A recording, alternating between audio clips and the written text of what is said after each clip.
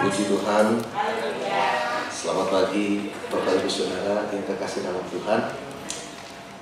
Satu hal yang luar biasa, kalau kita masih ada sebagaimana kita ada, ini kan anugerah dan kemurahan Tuhan. Bahkan kalau kita masih boleh ada dalam bidang Tuhan, melayani pekerjaan Tuhan yang Tuhan percayakan kepada kita di bidang sekolah minggu, ini adalah satu kemurahan yang luar biasa, mengingat saudara tanggung jawab yang Tuhan berikan untuk setiap guru dalam membina, dalam mendidik dan membentuk anak-anak. Secara tidak langsung kita menjadi orang tua bagi anak-anak itu, sehingga saudara kita turut menentukan menjadi seperti apa anak-anak ini ke depan. Saya berterima kasih kepada Tuhan untuk kesempatan ini, walaupun sejujurnya saudara ketika tahun lalu kalau saya tidak salah, saya mendapatkan penugasan ini dari Ibu Gembala. Saya sebenarnya ada keder gitu loh saudara, karena saya berbicara kepada para guru yang memang sudah terlatih untuk mengajar. Ini agak sedikit beda bebannya begitu ya saudara, agak sedikit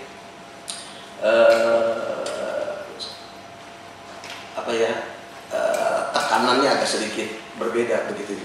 Tapi saya terima penugasan ini sebagai satu kepercayaan untuk kita bisa sama-sama sharing berkaitan dengan firman Tuhan. Karena itu saya mengucapkan terima kasih kepada pimpinan Wadah Pelna, Ketapang dan Keramat melalui Ibu Gembala yang telah mempercayakan katakanlah sharing atau pembelajaran kita pada pagi hari ini, dan tema yang diberikan kepada saya berkaitan dengan karakter. Karena memang saudara, topik yang saya akan sampaikan ini sesuatu yang tidak asing, sesuatu yang sangat familiar dalam keseharian kita, dan itu secara tidak langsung kita sudah lakukan itu dalam keseharian kita. Ketika kita berinteraksi dengan orang-orang yang ada sekitar kita, dengan anak-anak didik kita, kalau Bapak Ibu Saudara yang sudah jadi orang tua tentu dengan keluarga dan anak-anaknya masing-masing, ini sebagai satu bagian dari pembelajaran yang kita lakukan secara praktis. Dan menyadari saudara bahwa apa yang mungkin saya sampaikan ini jauh dari sempurna, saya tetap mohon kontribusi, partisipasi, dan mungkin juga sekaligus koreksi dari saudara untuk kita bisa sama-sama lebih baik ya.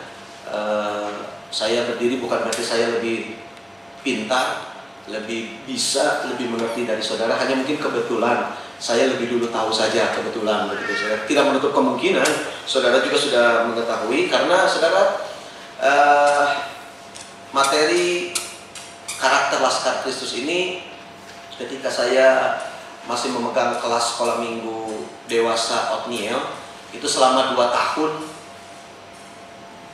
saya berikan itu di kelas sekolah minggu dewasa jam 7:30 sampai 8:15 ya. Itu 2 tahun lebih ini topik ini gitu saudara. Mulai memang waktu itu memang mulainya kita dari temperamen dasar gitu ya saudara ya, sanguin, kolerik, melankolik, pragmatik, sampai kepada aplikasi dalam bagaimana kita menyikapinya. Sampai kemudian atas dorongan dari teman-teman di kelas Otniel juga, mereka minta untuk dibundel gitu loh saudara. Saya coba susun dengan judul 28 barometer kerohanian. Itu sudah dikeluarkan 3 atau 4 tahun yang lalu gitu. Saya tidak tahu sudah ada di tangan saudara atau tidak yang pernah ada di kelas Otniel. Dan materi yang akan saya sampaikan kepada saudara, sebagian juga saya ambil dari apa yang sudah pernah saya sampaikan di kelas, tentu dengan modifikasi dan dari berbagai sumber. Saya katakan tadi di lift, saya ngobrol dengan beberapa dari saudara. Saya bilang saya ini bukan guru, saya hanya pemulung gitu saudara ya. Mungut sana, mungut sini, ngumpulin, lalu saya olah, ya saya sajikan. Bukan ala Eropa, ala Indonesia, tapi ya ala kadarnya lah kira-kira begitu. Tapi saya berharap ini bisa jadi berkah bagi kita semua. Jadi kalau mungkin ada kurang sana, kurang sini, saudara maklumi, karena lebihnya Tuhan punya, kurangnya saya punya. Jadi tolong maklumi saya. Sekali lagi terima kasih buat kesempatan ini. Dan saudara,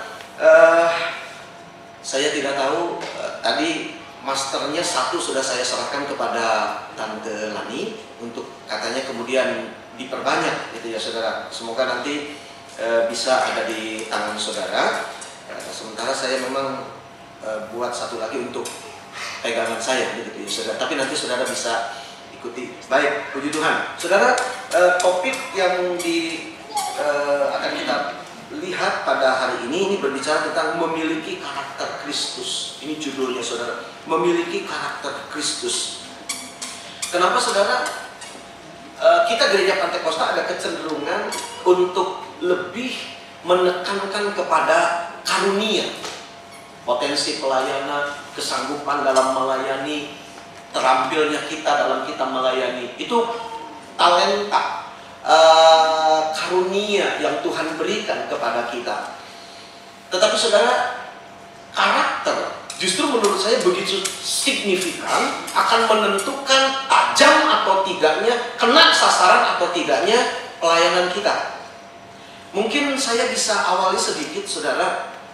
Ini tidak ada di dalam lembaran yang akan ada di tangan saudara, tetapi saya coba bagikan hal ini. Di dalam kitab Nabi Yesaya,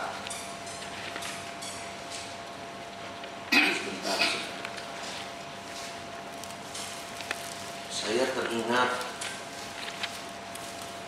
ayat ini, saudara sebentar. Pasal yang ke-49, ayat yang kedua. Yesaya 49 ayat yang kedua. Yesaya 49 ayat yang kedua. Ia telah membuat mulutku sebagai pedang yang tajam dan membuat aku berlindung dalam naungan tangannya. Ia telah membuat aku menjadi anak panah yang runcing dan menyembunyikan aku dalam tabung panahnya. Saudara, di sini kita melihat ada dua jenis senjata ofensif untuk menyerang, yaitu pedang. Ini untuk peperangan jarak pendek. Ketika seseorang dalam laga pertempuran face to face, maka pedang ini menjadi senjata yang sangat diandalkan untuk bertempur jarak dekat. Nah, sementara panah, saudara, itu adalah senjata jarak jauh yang digunakan untuk menyerang lawan dari jarak jauh, bukan secara face to face, tetapi dari jarak jauh. Saudara bayangkan saja dalam serial The Lord of the Ring ya, itu ada seorang pemanah yang ulung. Ini saya lupa siapa namanya itu saudara, yang mengawal, siapa tokohnya itu saudara? The Lord of the Ring itu saudara, yang membawa cincin.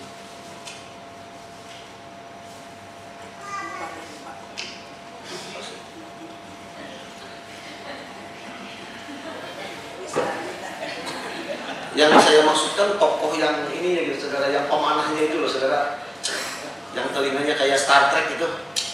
Saya lupa namanya. Iya, yang ganteng itu loh.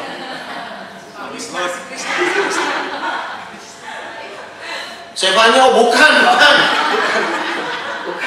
Siapa ya? Saya lupa namanya. Saudara-saudara, tapi saudara perhatikan, yang menarik di sini saudara, panahnya dia itu selalu kena sasaran. Dan dia hitung 1, 2. Dia kalau yang cebolnya itu si Grimly itu saudara, itu dia selalu, dia dari grupnya Dwarf gitu ya saudara. Nah, dia selalu mereka selalu beradu gitu loh saudara. Oh, saya sudah mengalahkan sekian. Nah, yang saya perhatikan saudara, dia selalu menyambut panahnya dan selalu kena. di sasaran. Dan menariknya, tabung panahnya nggak pernah habis. Itu saudara. Ada aja gitu, pokoknya ada. Dan dia tidak pernah lihat panah mana yang mau dipilih. Saudara, saya masuk ke sini untuk memberikan satu motivasi bahwa ketika kita mendidik anak-anak ini, kita sedang mempersiapkan suatu potensi yang begitu luar biasa, sehingga tanpa perlu dilirik pun dia bisa kena di sasaran gitu loh saudara. Dan itu tanggung jawab pembuat anak panah. Saya belum pernah lihat ada yang mau mana milih dulu mananya yang mana ya. Dia keburu dipanah orang dia, gitu loh saudara. Itulah sebabnya saya memiliki satu keyakinan bahwa ketika kita mempersiapkan anak-anak ini dengan sebaik-baiknya seperti sebatang anak panah, maka anak ini akan menjadi satu kekuatan yang dahsyat di masa depan. Mereka punya potensi yang luar biasa dan sedikit banyak kemenangan mereka itu kontribusi kita sebagai guru-guru yang sudah mempersiapkan mereka. Saya katakan kepada para pengerja, saudara, saya di pastori ya karena jumlahnya tempatnya kecil di ruko, jadi ya pengerja saya nggak terlalu banyak, saudara, hanya ya sekarang cuma tinggal 3 orang dari 6 orang karena sebagian sudah ya, jadi waktu itu ada 6 orang, saudara, saya katakan kepada mereka, walaupun ada banyak teman-teman hamba Tuhan tidak terlalu interest dalam membina pengerja karena memang banyak pusingnya, saudara, ya. Mereka datang bukan saja dengan 9 karunia tapi dengan 11 karunia. Karunia bikin sakit hati, karunia bikin pusing, karunia bikin ribut. Itu memang agak sulit untuk ditangani. Kalau karunia bernubuat itu saya senang begitu ya. Karunia melayani itu loh, tapi itu kalau udah karunia bikin pusing, karunia bikin sakit hati, bukan karunia memberi tapi karunianya meminta. Itu yang repot begitu loh saudara. Tapi saya bilang, saya punya satu, bukan obsesi ya saudara. Yang pertama, saya tidak bisa balas budi kepada hamba Tuhan yang pernah mendidik saya dari sejak saya pemuda, lalu saya TC sampai saya masuk sekolah Alkitab. Saya nggak bisa balas budi kepada dia. Bagaimana cara saya balas budi? Saya membalas kepada orang-orang yang saya bisa bina, saya didik. Lalu yang kedua, saya punya harapan bahwa ketika saya membina pemimpin, saya ini sedang memimpin 100 orang. Saya sedang menyiapkan seseorang yang akan memimpin 500 orang, 1000 orang. Jadi di mata saya satu orang pengerja itu, karena dia akan jadi pemimpin, setidaknya dia akan, ini 100 orang nih saudara, ini 500 orang, ini 1000 orang. Ketika saya mengajar anak sekolah minggu pun, remaja pun, di mata saya bukan saya sedang memimpin 1 orang anak, tapi kalau nanti dia jadi pemimpin yang akan memimpin 500 orang, saya punya kontribusi mempersiapkan 500 orang saudara yang akan jadi pemimpin juga nanti. Jadi bukan hanya 1, 2, 3 orang. Kadang-kadang kita pikir ini anak mana udah ikusan lagi begitu ya, gitu saudara. Jangan lihat sekarang ya begitu loh saudara. Ini anak panah yang akan menjangkau masa depan, dan di tangan mereka saudara nasib bangsa ini dipertaruhkan dan gereja dipertaruhkan. Ini pandangan saya. Oke, kita cooling down lagi. Tadi udah gigi 4 saudara ya. Oke. Kalau cepat begitu cepat haus begitu ya saudara ya. Oke. Baik. Tapi bukan berarti saya mau minta minum, enggak gitu. Saudara juga dingin gitu. Enggak, jangan. Aduh, saya jadi tak enak. Waduh, jadi tak enak.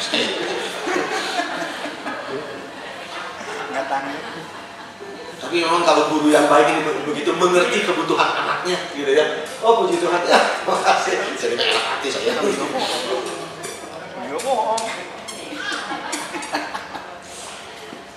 Oke, saudara. Dikatakan di sini, ia telah membuat aku menjadi anak panah yang runcing. Saudara, ayat ini punya 3 dimensi. Dimensi sejarah ini bicara tentang Yesaya secara pribadi. Yesaya secara pribadi. Lalu kemudian yang kedua, ini berbicara nubuatan tentang Yesus Kristus yang adalah anak panah yang akan melesat untuk menjangkau apa yang menjadi misi Allah. Tapi yang ketiga, ini berbicara tentang orang-orang percaya, khususnya di akhir zaman, saudara dan saya, yang akan nanti dipakai dalam peperangan atau pertempuran terakhir, yaitu pada saat perang Armageddon.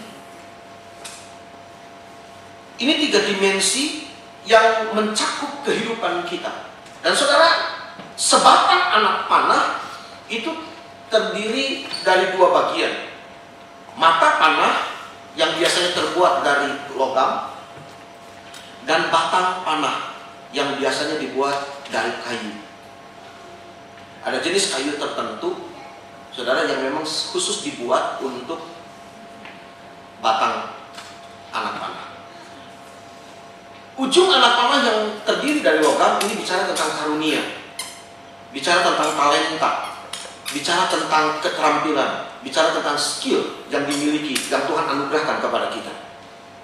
Tetapi batang panah itu dari kayu, itu bicara tentang pribadi kita, bicara tentang karakter kita.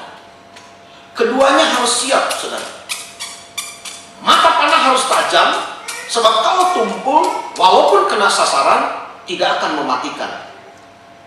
Jadi karunia harus diasah, karunia juga harus dipertajam.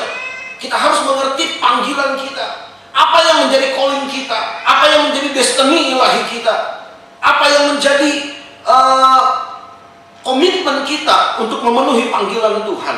Ini bicara soal karunia. Saudara, ada seorang kawan, dia dipanggil untuk terjun di ladang misi. Lalu kemudian setelah sekian lama dia sampai ke China, ke Amerika, pokoknya seluruh Indonesia dia sudah jalani. Sekarang tiba-tiba dia ingin jadi gembala, saudara. Ketika dia ngobrol dengan saya bilang, coba yuk ambil waktu berdiam diri, tanya sama Tuhan, apakah ini callingmu enggak gitu loh, ini destinimu enggak gitu loh. So, jangan sampai habis setiap kali saya menginjil, setiap kali saya pergi orang suka tanya, bro pelayanannya di mana? Saya jadi bingung. Jadi saya harus punya penggembalaan. Saya bilang kalau penggembalaan hanya buat jadi basis saja, base camp saja, saya rasa kamu hanya akan menumpulkan potensimu. Karena belum tentu kalau kamu nanti jadi gembala, gereja-gereja akan bersedia membuka pintunya untuk kamu melayani. Kalau sekarang karena tahu kamu penginjil, gereja terbuka pintunya. Karena tahu bahwa kamu tidak punya penggembalaan, jadi kesempatan pelayanan adalah dengan membuka pintu mereka. Tapi kalau kamu sudah jadi gembala, lalu kamu kelalang keliling, nah kamu jadi PGMM, pendeta yang mondar-mandir. Saya bilang belum tentu, persoalannya lain lagi. Coba urungkan. Saya begini, coba renungkan. Dan kalau memang bukan panggilan, jangan memaksakan diri. Karena ini dia mata panahnya di penginjilan, saudara. Banyak sidang-sidang yang sudah mulai lemah, ketika dia datang melayani, dibangkitkan kembali, dipulihkan kembali. Coba jangan dengar omongan orang. Kamu harus mengerti apa yang menjadi panggilan. Ini bicara soal karunia, saudara. Batang panah, saudara, ini bicara tentang karakter. Batang panah itu bicara pribadi kita, kesanggupan yang Tuhan berikan lewat kehidupan kita, temperamen kita, pribadi kita, karakter kita. Dan saudara, dalam prosesnya kayu ini akan dipotong, lalu dia akan dipukuli, kemudian dia akan dihaluskan dan direndam dalam minyak zaitun supaya memiliki kelenturan. Tidak mudah patah, tetapi dia lentur, hanya tidak bengkok. Jadi dia dibentuk sedemikian rupa menjadi lurus sehingga saudara, ketika panah ini ditarik, dilepaskan, kena ke sasaran. Nah, sekarang bayangkan saudara, kalau mata panahnya tajam, batangnya bengkok. Kalau seandainya saya berdiri di sini dengan sebuah apel di kepala saya, lalu saudara Hizkia memegang panah yang sangat tajam, dari jauh saja udah kelihatan tuh mata panahnya. Orang Arab bilang ngagulilap. Apa yang ngagulilap ya? Berkilau. Saya berdiri di sini, saya yakin Pak Hizkia akan mengincar apel yang ada di kepala saya. Tapi coba saudara bayangkan, begitu dilepas, ini panahnya jalannya begini gitu loh saudara. kayak tangannya si tukul gitu saudara. Bukannya apa jidat saya yang kena saudara, nggak ada yang mau berdiri di sini saudara. Kenapa? Beresiko. Saudara, kenapa banyak pelayanan yang gagal? Kenapa banyak pelayanan yang tidak efisien? Kenapa banyak pelayanan yang tidak mencapai target? Faktor batang anak panah ini sangat menentukan. Jadi jangan dipikir, oh ya udah nggak apa-apa lah. Emang saya dari sononya begini, Tuhan Yesus tidak berubah, saya juga. Iya Tuhan Yesus, lu mau disalib kayak Tuhan Yesus? Kan enggak juga gitu loh saudara. Jadi karakter ini begitu penting. Dan menurut saya dari banyak contoh yang kita temukan, pengajaran itu sendiri akan menjadi tumpul kalau tidak didukung oleh karakter yang baik. Pelayanan kita akan gagal, mungkin hanya akan berhenti di tengah jalan dan tidak akan kena sasaran kalau tidak didukung oleh karakter yang baik. Saudara, saya pelayanan di Banten, saudara. Saya harus sampaikan dengan menyesal bahwa ada sebuah pelayanan hancur. Jemaat yang tadinya 150 sekarang sudah tidak ada, hanya sebuah gedung karena karakter gembalanya yang rusak. Dan ini seperti satu siklus yang kembali terulang. Di tempat terdahulu pun dia pernah punya kasus susila. Bayangkan selama 5 tahun jadi gembala, punya istri simpanan sampai anak itu usia 5 tahun, dan tetap jadi gembala, anggota gereja. Lalu kemudian dalam proses dia pindah ke daerah Tangerang, terulang kembali. Dan luar biasa saudara, tidak bisa mengelak karena itu didokumentasikan. Kan sekarang kan canggih kan saudara, semua bisa jadi apa? Spy, intel, semua bisa ya, dengan kamera yang nggak usah bawa tape yang seperti itu lah. Begitu ya saudara, ada kamera ya, itu bisa didokumentasi saudara, sehingga tidak bisa mengelak. Sampai kemudian pemimpin gereja menyidangkan hal tersebut, memberikan kesempatan untuk bertobat. Belum seminggu ketangkap basah lagi di hotel dengan orang yang sama, dalam peristiwa yang sama. Udah langsung pecat. Sudah tidak ada lagi skorsing, tapi langsung pecat dari GPDI. Tapi tragisnya saudara, jemaat hancur, orang-orang tidak tercerai berai. Karena apa saudara? Karakter. Nah ini yang menjadi satu hal yang sangat menyedihkan gitu loh saudara. Dia membina pelayanan tapi kemudian hancur hanya karena karakter. Lalu kemudian saya lihat bagaimana pentingnya karakter ini gitu loh saudara. Apalagi dikaitkan dengan anak-anak. Saya alami dalam jemaat, ketika ada sebuah keluarga terpaksa harus berpisah ya saudara. Lalu kemudian ada kesepakatan di antara mereka untuk hak asuh anak. Jadi di mana sih bapak boleh mengunjungi anak untuk diajak main dan lain sebagainya. Tapi yang menjadikan adalah ini bapak datang dengan istri barunya yang notabene juga diberkati di gereja, bukan GPDI saudara, bukan GPDI, diberkati di gereja. Yang artinya ada surat nikah loh, begitu loh saudara. Nah ini anak jadi bingung saudara. Dia nanya ke mamanya, kan memang tinggalnya sama mamanya, hak asuhnya ada mamanya. Itu tante kok minta dipanggil mami, kok aku maminya ada 2 ya? Loh, sering bilang loh, bukankah Alkitab bilang hanya ada satu Adam dan hanya ada satu Hawa? Kok sekarang ada Adam, ada Hawa, ada Hiwi? Saudara, ini anak kelas 3 SD. Dia bisa berkomentar seperti itu loh, saudara. Apa nggak menyedihkan loh, saudara? Teladan seperti inilah yang dipertontonkan kepada anak-anak. Ini baru satu kasus saja. Saya sampai pusing itu, saudara. Gimana menanganinya begitu? Konseling sampai jam 1 malam itu udah ya makanan kebal lah begitu lah, saudara ya.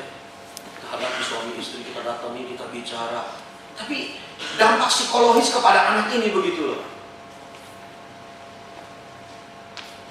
Ya tuh ngomong, Om, aku maminya 2 loh Om sekarang. Untung dia nggak nanya, tapi boleh jadi ada 2 enggak? Kan hebat ya saudara. Untung dia nggak nanya juga, Om boleh nggak mami 2? Tapi ini potret yang kita lihat dalam keseharian kita, saudara.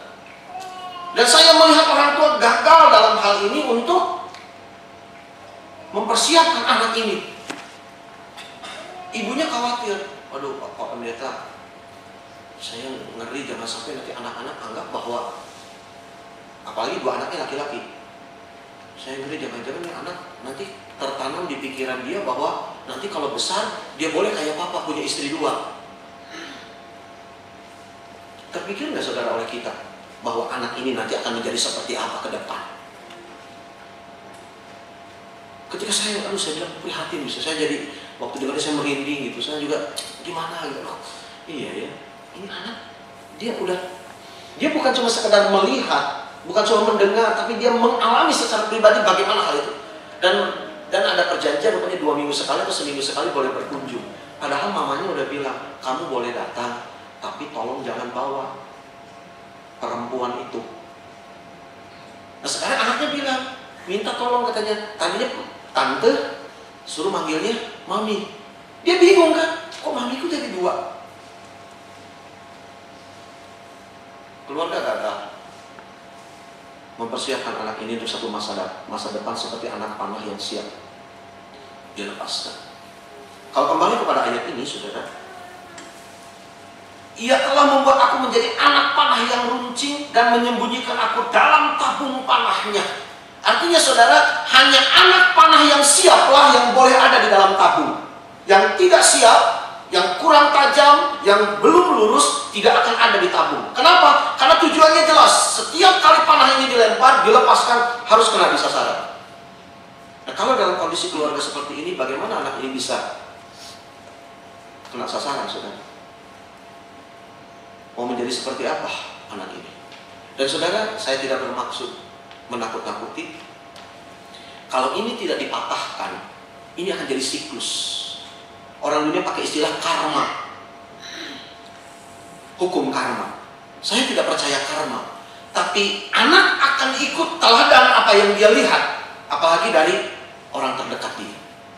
Oleh karena itu saudara, tanggung jawab guru sekolah minggu begitu besar untuk jadi benteng terakhir, di mana anak ini bisa dibentuk dan dipersiapkan jadi anak panah yang siap untuk masa depan. Apa nggak berat saudara tanggung jawab guru sekolah minggu? Kalau menurut saya berat. Berat. Jangan lihat ingusannya, jangan lihat nggak bisa ngasih salam tempel, saudara. Tapi ingat potensi yang luar biasa yang ada pada anak ini. Siapa mengira, saudara, Adolf Hitler ternyata bekas putra Alta yang karena salah melakukan satu prosesi ibadah, dia dipermalukan oleh seniornya, dan sejak itu dia pahit kepada hamba Tuhan dan kepada Tuhan, sehingga jadilah dia seorang Adolf Hitler. 6 juta nyawa Yahudi dieksekusi atas perintah dia. Mantan putra Alta. Bayangkan putra Alta, apalagi putra petir. Bahaya kan saudara. Ada begitu banyak putra petir, putra preman, apalagi putra putri. Dan Alkitab mempertontonkan kepada kita satu realita dan fakta yang tidak terelakkan. Anak hamba-hamba Tuhan justru bermasalah. Anak pemimpin rohani justru bermasalah. Dan saudara, terima kasih kepada Tuhan kalau kita boleh masuk dalam satu lingkaran yang mana Tuhan bisa bekerja di dalam dan melalui hidup kita untuk setidaknya saudara mempersiapkan anak-anak untuk satu kehidupan yang lebih baik, menjadi anak panah yang siap dilepaskan. Kalau saudara perhatikan, pemanah tidak pernah menengok ke belakang, ya, dia pasti akan langsung. Artinya saudara, panah itu siap. Dan berbahagialah, bersyukurlah, ini satu kehormatan kalau saudara diberikan kesempatan untuk mempersiapkan batang-batang anak panah yang akan siap di medan pertempuran. Haleluya, puji Tuhan. Baik saudara, saya tidak tahu apakah bukan makalah lah saudara, ya, coret-coretan sudah ada di tangan saudara, supaya saya bisa masuk. Nah ya baik, kita tolong dibagikan dulu dan izinkan saya minum dulu ya Bapak Ibu.